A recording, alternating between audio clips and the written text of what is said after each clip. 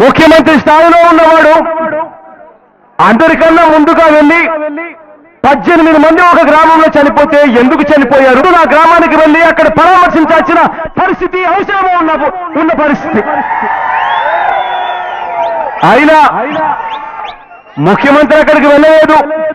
ఆరోగ్య శాఖ మంత్రి కూడా కనీసం ఆ గ్రామానికి వెళ్ళిన పాపాన పోలేదు. అడుగుతా ఉన్నా, చంద్రబాబు నాయుడు గారు నిద్ర మేల్కొని ఆ గ్రామాలకు తానే వెళ్ళి ఆ 18 మంది ఎలా చనిపోయారు, ఎందుకు చనిపోయారు అని విచారణ చేసి ఆ చనిపోయిన కుటుంబాలకు తోడుగా నిలవలసింది పోయి చంద్రబాబు నాయుడు గారు ఇవాళ ఏం చేస్తున్నారో తెలుసా?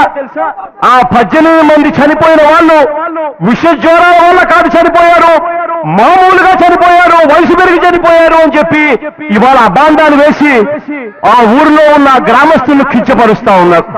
విష ప్రచారం చేస్తా ఉన్నాడు జగన్మోహన్ రెడ్డి అని తెలియజేస్తా ఉన్నాం. ఏదైతే ప్రత్యేక హోదా ఇవాళ ఆంధ్రప్రదేశ్కి ఖచ్చితంగా రావాల్సిన అవసరం ఉందని అనేక వేదికలు, అనేక సమయాల్లో, అనేక సందర్భాల్లో కేంద్ర మంత్రుల దృష్టికి తీసుకొచ్చాం. ఇప్పటికీ ముఖ్యమంత్రి 7-8 సార్లు ఢిల్లీకి వెళ్ళి ఈ సమస్య తీసుకొచ్చారు. అది ఒక నిరంతర ప్రక్రియగా సాధించే వరకు కూడా ఒక రాష్ట్ర ప్రభుత్వం ఎంత మేరకు ఒత్తిడి తీసుకురాగలదో కేంద్ర ప్రభుత్వం మీద అంతకన్నా ఎక్కువ గౌరవప్రదమైన ఒత్తిడి తీసుకొస్తా ఉన్నామని ఈ సందర్భంగా జగన్మోహన్ రెడ్డికి తెలియజేస్తా ఉన్నాం. ఇవాళ నీ రాజకీయ ఉనికిని కాపాడు కోసం నువ్వు తెలుగుదేశం ప్రభుత్వాన్ని మాట్లాడుతూ ఉన్నావు. ఇదే ఢిల్లీలో జగన్మోహన్ రెడ్డి చేసిన దీక్ష, ఆ రోజు అక్కడే ఢిల్లీకి వెళ్ళి తెలుగుదేశం ప్రభుత్వాన్ని విమర్శించావు తప్పితే ఒక్కసారైనా ప్రధానమంత్రిని కలవటానికి కానీ, ప్రధానమంత్రి గారి దృష్టికి తీసుకురావడానికి కానీ, నువ్వు ప్రధానమంత్రి ఎన్డీఏ ప్రభుత్వాన్ని దృష్టికి తీసుకురావడానికి కానీ నువ్వు ఎందుకు ప్రయత్నం చేయలేదని ఈ సందర్భంగా జగన్మోహన్ రెడ్డిని నిలదీస్తా ఉన్నాం.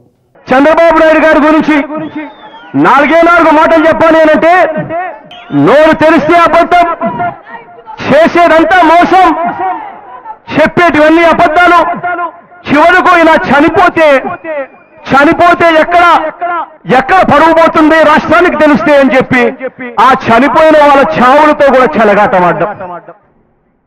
కేవలం నీ రాజకీయ దివాళా కోరుతనం ప్రజల ఉనికిని కోల్పోతూ తెలుగుదేశం ప్రభుత్వం మీద నిరంతరంగా విషపు మాటలు మాట్లాడుతూ ఉన్నాం అని ఈ సందర్భంగా తెలియజేస్తా ఉన్నాం.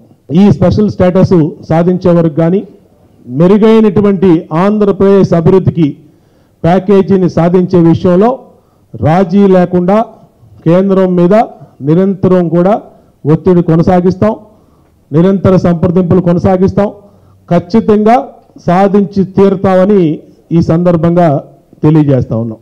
ఇప్పుడు ప్రతిపక్షం ఆలోచన ఎట్లా ఉందంటే, భారతీయ జనతా పార్టీతో ఎంత త్వరగా తెలుగుదేశం బంధం తెగిపోతే అంత త్వరగా వాళ్ళ కాళ్ళు పట్టుకొనైనా కేసులు మాఫీ చేసుకోవాలని జగన్మోహన్ రెడ్డి గారి ప్రయత్నం.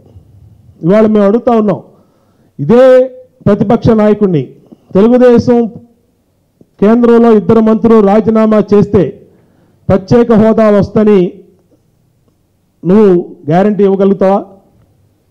ఇవాళ తెలుగుదేశం పార్టీకి కేంద్రంతో పొత్తులు అనేది, కేంద్ర ప్రభుత్వంలో కొనసాగటం అనేది కొత్త కాదు. గతంలో వాజ్పేయి గారు ప్రధానమంత్రిగా ఉన్నప్పుడు కూడా మేము బయట నుండి ఆ రోజు మెజార్టీ ఎంపీలు ఉన్నా బయట నుంచి మద్దతు ఇచ్చాం. పదవుల కోసం పాకులాడేది తెలుగుదేశం పార్టీ కాదు అనే విషయాన్ని గమనించమని జగన్మోహన్ రెడ్డి గారికి విజ్ఞప్తి చేస్తా ఉన్నాం. ప్రధానమంత్రి గారికి మొట్టమొదటిసారిగా మనకి ఇచ్చినటువంటి హెల్ప్ కూడా వారికి ధన్యవాదాలు తెలియజేశాను. 2300 కోట్లు మనకు డెఫిసిట్ ఫైనాన్స్ ఏదైతే ఉందో దానికి ఇచ్చారు.